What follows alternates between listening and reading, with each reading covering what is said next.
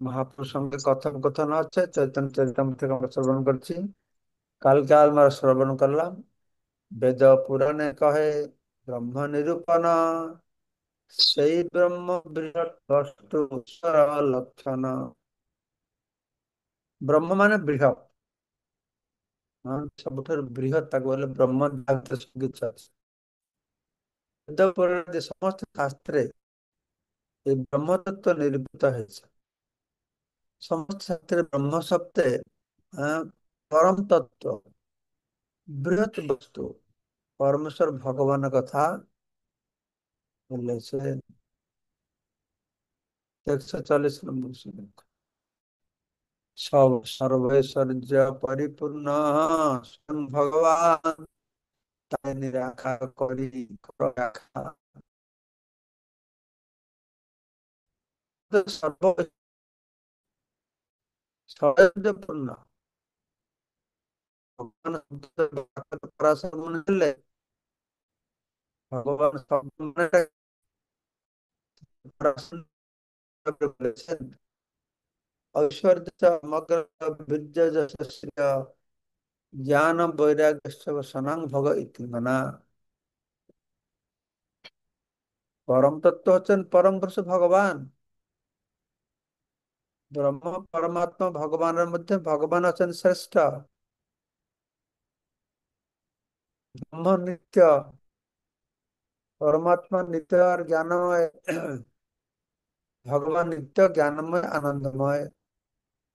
তাহলে কারো উপাসনা করে? নিরাকার ব্রহ্মরা উপাসনা করলে শুধু জ্ঞান, পরমাত্মা মধ্যে জ্ঞান শুধু সত্য, ব্রহ্ম সত্য।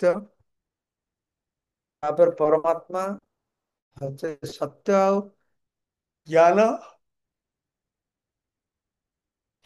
ভগবান বললেন সচ্চিত আনন্দ। হুম। তিনি ষড়ৈশ্বর্যপূর্ণ, তিনি সমস্ত ঐশ্বর্য পরিপূর্ণ। তাকে নিরাকার বলা যাবে কেন? নির্গুণ নিরাকার কি বলা যাবে? সে ସବୁଠାରୁ সব থেকে সুন্দর। যে সব থেকে সুন্দর ঐশ্বর্য বিদ্য যশ শ্রী শ্রী। সুন্দর সুন্দর নিরাকার লোক সুন্দর হবে কি করে? সুন্দর হতে হলে তো আকার থাকবে না। তো ব্রহ্ম শব্দটি হচ্ছে বৃহৎ। যে ব্রহ্ম ব্রহ্ম আমরা বলছি তার মানে বৃহৎ। আর সর্ববৃহৎ আছেন পরমেশ্বর ভগবান কৃষ্ণ। সেই জন্যই অর্জুন কৃষ্ণ বলল পরম ব্রহ্ম। কালকে আমরা শ্রবণ করবো সেটা গীতায়। অর্জুন কি বললো? পরম ব্রহ্ম পরম ধামম পবিত্রম ব্রহ্মম ভবান। তিনি পরম। ব্রহ্মা বলছে ঈশ্বর পরম, কৃষ্ণ তিনি পরম। সমস্ত শক্তি, সমস্ত ঐশ্বর্য তার মধ্যে পূর্ণরূপে বিরাজমান। তাই পরম তত্ত্বই পরমেশ্বর ভগবান হচ্ছেন সর্ববৃহৎ।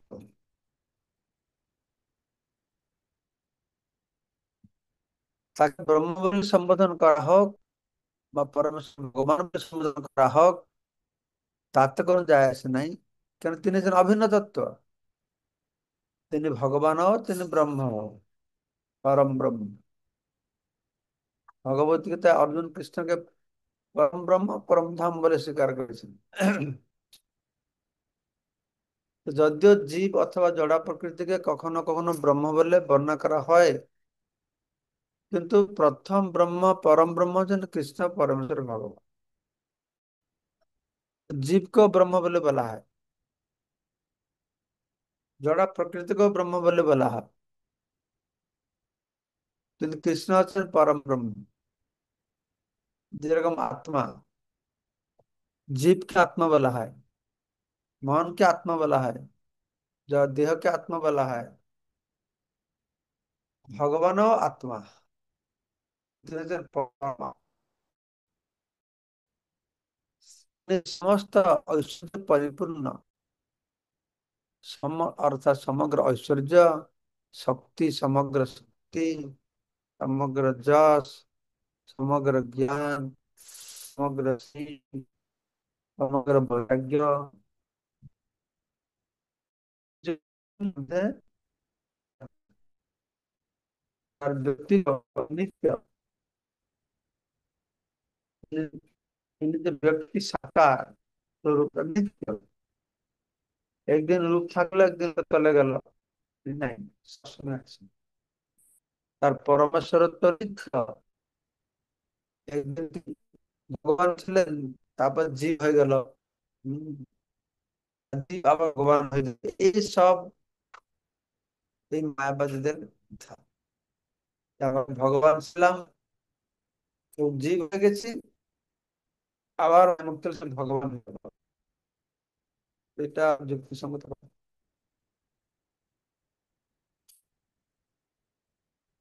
কেউ যদি সেই পরম তত্ত্বকে নিরাকার বা নির্বিশেষ বলে বিশ্লেষণ করতে চেষ্টা করে, তাহলে সে ব্রহ্ম শব্দটির প্রকৃত অর্থটি বিকৃত করছে।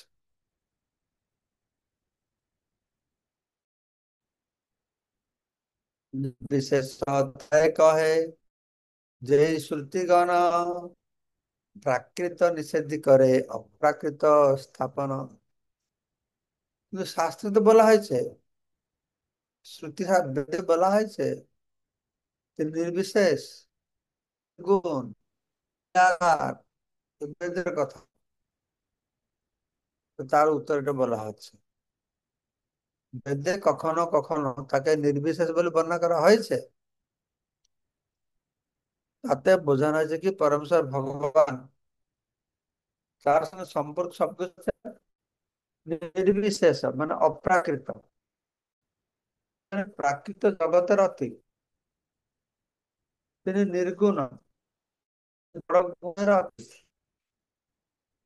নিরাকার, অর্থাৎ জড় আকারের অতীত।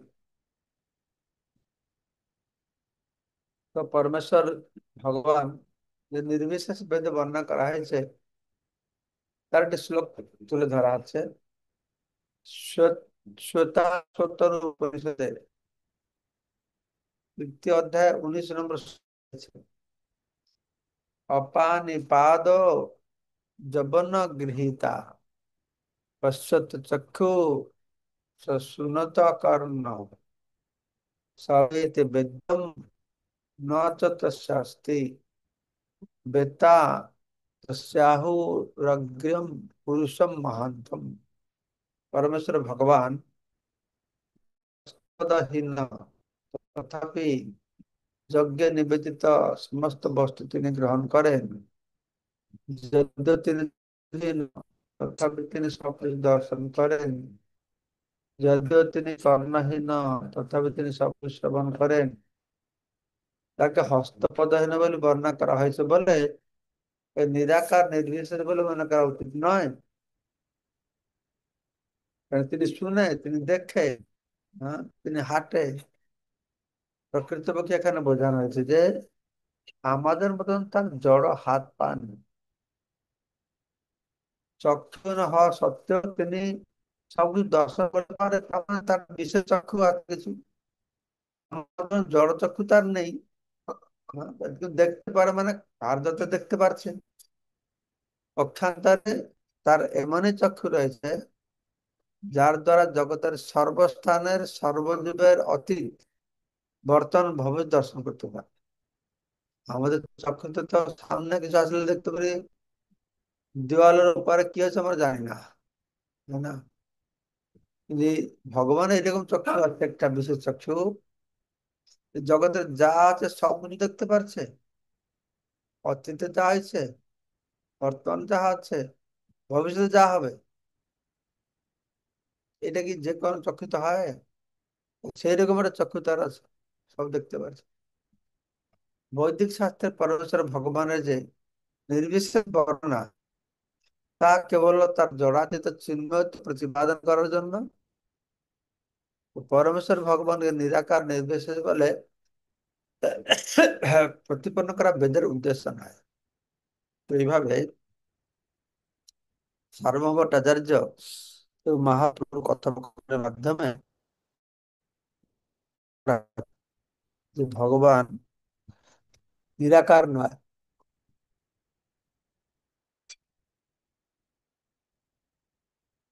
ভগবান বেদবাদিতা, বেদবাদীরা বলে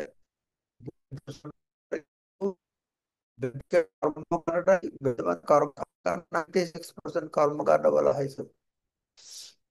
যারা কর্মটা তাকে তো ভগবান কৃষ্ণ বলে দিল,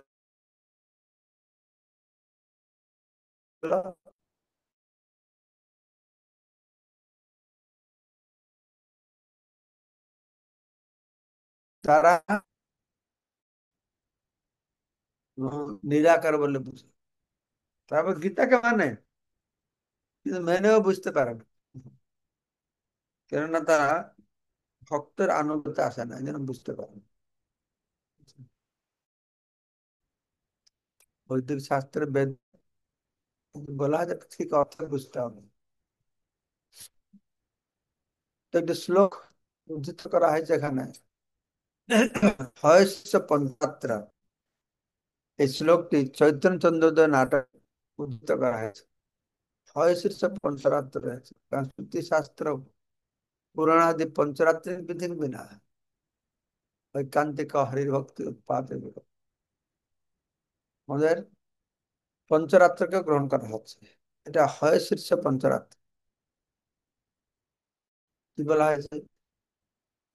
যা শ্রুতির জপ জল্পতি निर्विशेषम सा सा विदधते सविशेषमेव विचार जोगे सतिहंत दासं प्रायो बलिह सविशेषमेव ज्यादा श्रुति जल्लति जल्लति ज्यादा श्रुति जल्लति न जल्पति पढ़ते पाরছি না।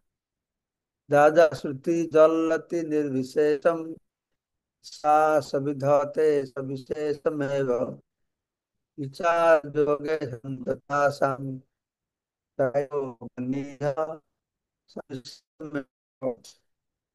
चैतन्य বলছেন, যে সমস্ত বৈদিক মন্ত্রে পরম তত্ত্বকে প্রথমে নির্বিশেষ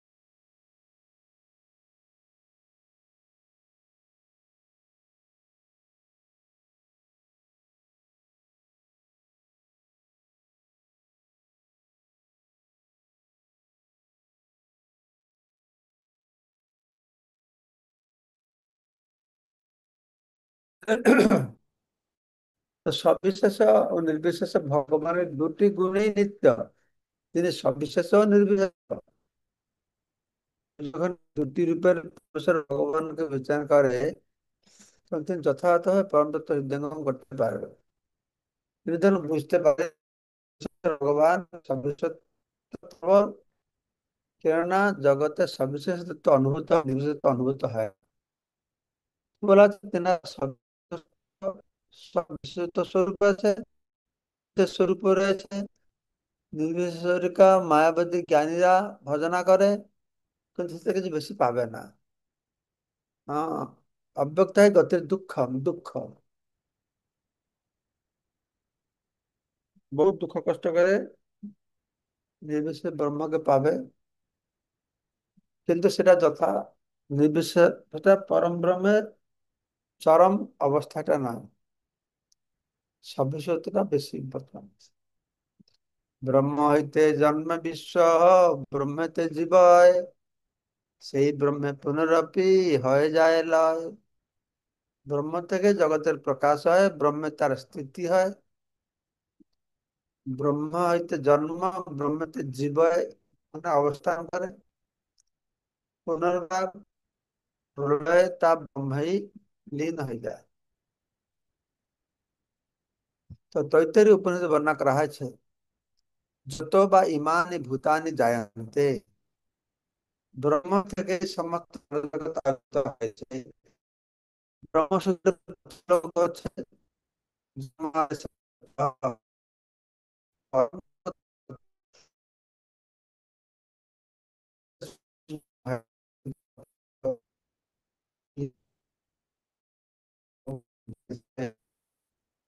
ব্রহ্মসূত্র প্রথম অধ্যায় 12 নম্বর সূত্র।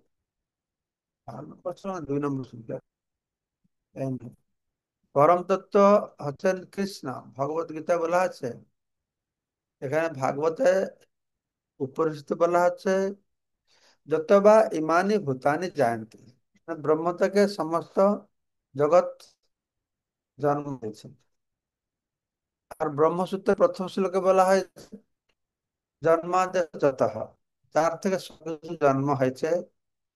গীতায় বলা হয়েছে কার থেকে হয়েছে, না অহং সর্বস্ব প্রভব মত্ত সম্ভবততে, আমি সমস্ত জড় চেতনের উৎস, সবকিছু আমাতে বিরাজমান করে, আমার থেকে প্রকাশিত হয়। তাহলে কি বোঝা গেল, তাই কৃষ্ণ আছেন পরম তত্ত্ব পরমেশ্বর ভগবান। আর ভগবত গীতায় নবম অধ্যায় আমরা পাঠ করে শ্রবণ করলাম, তো 4 নম্বর শ্লোকে কৃষ্ণ বলছেন মায়া তত্ত্বম ইদম সর্বম জগৎ অব্যক্তমূর্তেনা মৎস্থানি সর্বভূতানি, হম, কথা বলা আছে মৎস্থানি সর্বভূতানি নাস্য অহম তেষু অবস্থিত, আমরা যে বলা আছে মায়া তত্ত্বম ইদম, তত্ত্বম মানে ব্যাপ্ত, মোহ দ্বারা ব্যাপ্ত, ইদম সর্বম জগৎ অব্যক্তমূর্তেনা, আমার একটা অব্যক্ত স্বরূপ রয়েছে, আমার অব্যক্ত স্বরূপের দ্বারা আমি সমস্ত জগৎকে ব্যাপ্ত করে রেখেছি। এটা কোম্পানির মালিক, কোম্পানির মালিক তার শক্তি দ্বারা কোম্পানির প্রতিটি অফিসে, প্রতিটি কোন অনুকোণ কে সব জানে, কিন্তু সে নিজে বসে আছে এক জায়গায়। ঠিক সেই রকম ভগবান তার এক স্বরূপে সর্বত্র বিদ্যমান, আর স্বরূপে তিনি তার ধামে, যে বলা হয়েছে গোলক এব নির্ভর ভূত,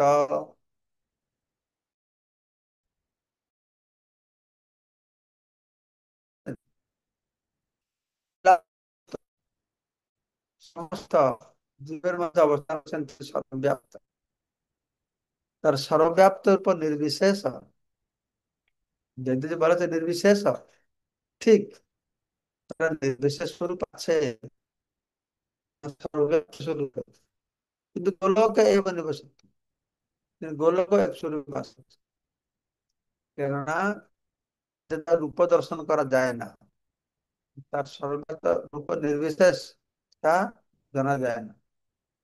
প্রকৃত সবকিছু তার দেহ নির্গত রশ্মিছটায় বিরাজ করছে, ব্রহ্মজ্যোতি,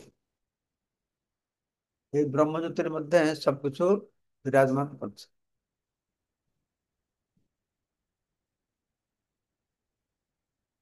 ব্রহ্মজ্যোতির মধ্যে সব, এই জড় জগৎটা একটা ব্রহ্মজ্যোতির মধ্যে একটা মেঘের মতন আসলো না, যে যে ব্রহ্মসংহিতা বলা যায় প্রভা প্রভা অশেষ সুধা অশেষ ভূতম গোবিন্দমাদি পুরুষম তমহং ভজামি। 101 শ্লোকে বলা হয়েছে অপাদান কারণ, অধিকরণ কারণ, কারক 3, ভগবানের সবিশেষে এই 3 চিহ্ন, অপাদান কারণ, অপাদান করণ আর অধিকরণ, আদি হলো পরমেশ্বর ভগবানের সবিশেষ রূপে 3টি চিহ্ন। কালকে আমরা পড়ে শুনবো কি এই অপাদান করণ কি অধিকরণ। এইখানে রহিল গ্রন্থ অমৃত লহরী, বদন বলিয়া সবে বল হরি হরি, জয় শ্রী চৈতন্য চরিতামৃত কি। তো এই যে আলোচনা হলো, জয় মহাপ্রভু তো মহারাজ। 5 জন, জয় প্রণাম।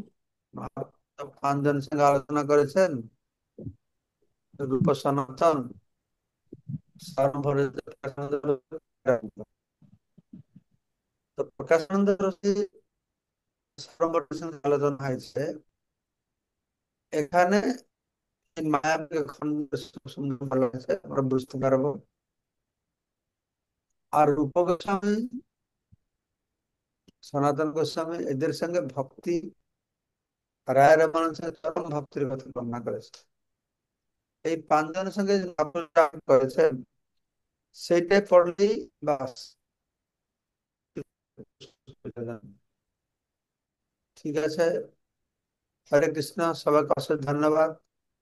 वंशा कल्पतरुभ्यश्च कृपा वंदे सिन्धुभ्यैव च मातरम कृपा पतितं पावनं ने भो वैष्णव वैष्णवे भो नमः नमः चरण कुटुकुर दंड करो। पतितान पावनेभ्यो वैष्णवेभ्यो नमो नमः। वैष्णवेंद्र चरण प्रणाम शिवदास महाराज। की जय। जय शिल प्रभुपाद की जय। अनंत कोटि जय वैष्णव वृंद की जय।